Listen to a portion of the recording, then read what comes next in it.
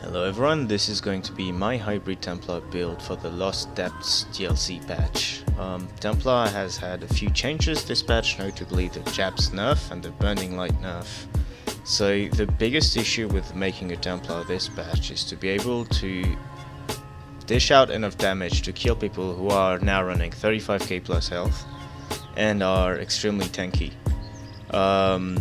Templar still remains, in my opinion, one of the powerhouses of the ESO PvP classes, simply because it remains with one of the strongest healing and defensive toolkit in the game, and with probably and debatably the best burst ability in the game, which is Purifying Light. So the only struggle with building has been finding a way to be able to kill people off once you blow them up with an ultimate and a Purifying Light. Alright, without further ado, let's get into the sets. So my sets haven't really changed compared to last patch because they remain very strong and haven't gotten nerfed. So Mechanical Acuity with Nernhone on the main hand and Sharpen on the offhand. You want to use Axes simply because they increase your critical damage. Axes is the most damage you can get on dual wield on a Templar, and probably on any class that uses a certain amount of crit. For the enchants, we're using physical damage and restore stamina because this procs the Sundered status effect, which applies minor pen to people you hit. This is shock enchant, simply to proc minor vulnerability. And on the back bar, we are using Rallying Cry with a defending restoration staff and an increased weapon and spell damage enchant. We're keeping defending this patch. I know some other players have changed to other traits like infused. I like defending, and it's going to make more sense why I kept this trait when I get to the CPs. For our mythic, we are using Sea Serpent's Coil. This mythic is simply godsend for Templar because your entire toolkit is based on not moving too much or staying inside your AoEs, right? You have Rune, you have Cleanse. And on my setup, you have Caltrops, which means you kind of want to build a perimeter around your character in which you're not really going to move out of too much. And Sea Serpent's Coil is the perfect mythic for this. Basically, it gives you a shit ton of damage and healing, and reduces your movement speed by 40%. The only downside of this mythic is that most classes are unable to keep it procced, because you do need to be able to reach full health even if you have several people on you. Okay, so for the traits, we are using 2 Infused and 1 Bloodthirsty with 2 spell damage enchants and 1 stamina recovery on the infused trait. The other way to set up those jewelry traits is to go 2 Bloodthirsty with 1 Infused, with both Bloodthirsty being in stamina regen and the infused being in spell damage. Alright, for the body armor, we are using Gallant Chain, of course, always. Heavy reinforced chest piece. Then we are using 1 light belt of Divine's Rallying Cry. And we are then using 3 pieces of Mechanical Acuity in medium Divines, and 2 pieces of Balorg in well-fitted. So 2 well-fitted, 4 divines, 1 reinforced. I like the well-fitted. It gives you a little bit of sustain when you're moving around the tower, for example, or when you have to do like those 2 or 3 dodge rolls in a row to not die. You can go divines here or impen if you really want to have a tiny little bit more mitigation. Personally, I really like this. The reason why we dropped Magma for Balorg is because of the Vigor buff that happened this patch, right? Vigor now grants you minor resolve, increasing your physical and spell resistance by 3000, which really makes Magma not as good as it used to be, because it would basically become a 66% uptime on like 200 spell damage, maybe 200 or maybe 300 with the multipliers. So yeah, we're using Balorgs now. Another option you can choose is to go for Bloodspawn. Bloodspawn is an armor buff that does not stack, that does stack with other armor buffs, but basically you can stack this with the major and minor resolve, which will put your armor over 30k, which is really nice in this meta, because all the broken damage like Oakensoul Gankers and Bowshogs got nerfed. So 30k plus armor is going to be a really nice spot to be able to mitigate damage when you're heavily outnumbered. Personally, I prefer Balog because I like the turnaround damage where you can slap down Dawnbreaker for 15k. Okay, now let's get into the skills. So we're using Camouflaged Hunter, Biting Jabs, so those got nerfed, but you still need to use them because they proc Major Brutality and Major Sorcery, right? You need this buff. And second of all, because let me find it, yes, the Spear Wall passive, when you activate an Ajax Spear ability, it grants minor protection for 6 seconds.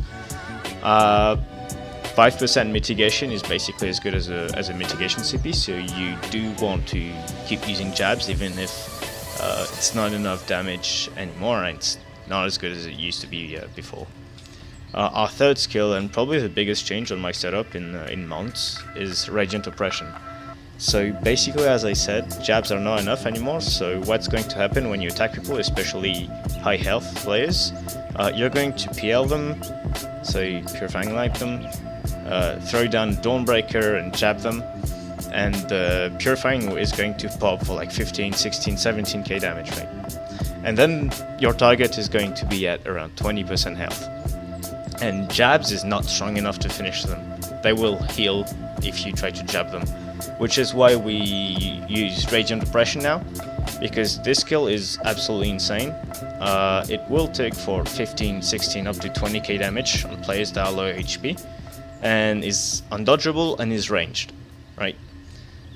So this is a must-have for open world, because you're going to be killing players. I mean, you can start beaming players at like 50, 40% and they're going to explode. So this skill, in my opinion, is necessary. However, if you don't like using Radiant Oppression, or that you don't have enough magic sustain for it, another possibility is using Silver Leash. So another change from previous patches, I used to not run a CC, but this one is extremely good because Silver Leash lets you pull people to you. So you can set up your entire kind of house with clans, rune, and caltrops, and you can pull someone inside rather to have to take a risk and jump inside a group. This is extremely useful, and it also gives you 3% spell damage, which is always nice. I've liked using this a lot, especially against classes like sorcerers, because this will cancel a shield cast, for example. Whatever the player you're targeting with this is doing during the GCD is going to get cancelled, he's going to get pulled to you, and nothing prevents you from slapping a DB on their nose. So this is really nice. However, using Silver Leash is going to bring some changes to the champion points, which I'm going to go to in a few seconds. First, I'm going to talk about my back bar, so nothing really new. Race Against Time, Restoring Focus, Living Dark, Razor Caltrops, Extended Ritual, and Life Giver. Life Giver is simply a reset button, so basically whenever you use this ultimate, you can just sit still, do a heavy attack, and restore your resources. I really like this.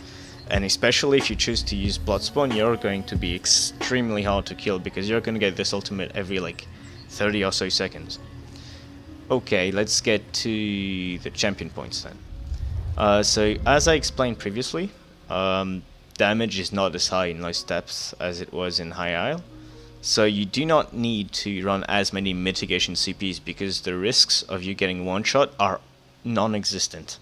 Apart from a few Nightblades that run Balog, Night Mother's Gaze, or other good sets, you're never or almost never going to get hit for over half your health by a single skill. Which means that we can completely drop the mitigation CPs and focus on healing, which is more important because we run Sea Serpent's Coil and we need that to be up as often as possible to get the extra spell damage buff. So we are using the 2 healing CPs, so Swift Renewal, which increases healing done with HOTS by 10%. So this is going to buff basically your entire setup, because as you noticed, we are not running a burst heal. We only have healing over time on this setup, which are more than enough. I've had 6k Vigor ticks on this, so it's probably the best defensive kit out of any class, I think. And of course we use Focused Mending for the single target healing. On the other hand, we are still using Fighting Finesse, which is still the best offensive CP for any build using Mechanical Acuity. and we use deadly aim. So as I said previously, since I'm using radiant oppression, I bet all my damage on purifying light and radiant oppression to try and blow someone up. So deadly aim is going to be more interesting than AoE damage or direct damage. However, if you go Silver Leash, you don't really want to buff Silver Leash. I mean, you don't really need to because you're not using it as a damage ability. Then if you go Silver Leash, you go Master at Arms, because this is going to buff all your damage, and it's better.